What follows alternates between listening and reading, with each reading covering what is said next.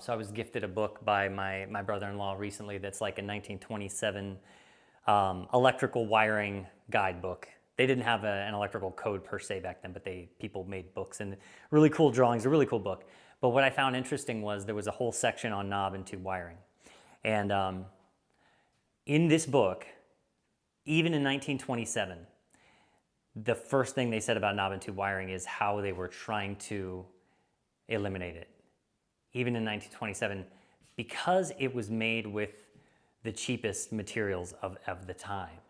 And there was a lot of kickback from contractors because the argument was that, well, if we don't use knob and tube technology, nobody will have electricity in their house. It's the way to get wiring into residential settings. This was back, turn of the 20th century. So I just think it's fascinating, number one, that even in 1927, they were like, we shouldn't be using this stuff. Some people were, from a safety standpoint.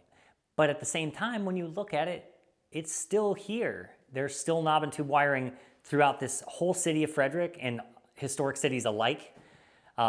So they were wrong to some extent, because here we stand 100 years later, 100 years plus in some cases, and it still operates safely.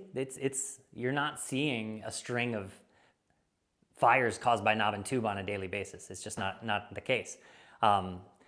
However, I do find it fascinating that even at that era, they were like, this is probably not the safest practice. So, obviously there are tons of downsides to having 100-year-old ungrounded, isolated conductor wiring throughout your house. But even back then, they were like, I'm not so sure about this. So I'm glad modern wiring codes have changed and we are where we are now.